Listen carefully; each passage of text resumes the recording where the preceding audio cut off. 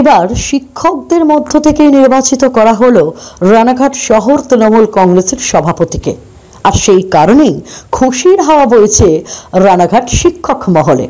রানাঘাট পৌরসভার উপপৌর প্রধান আনন্দদের উদ্যোগে এবং রানাঘাট শিক্ষক সংগঠনের পক্ষ থেকে নবনিযুক্ত রানাঘাট শহর তৃণমূল কংগ্রেস সভাপতি অসিত কুমার দত্তকে সম্বর্ধনা জ্ঞাপন করা হলো।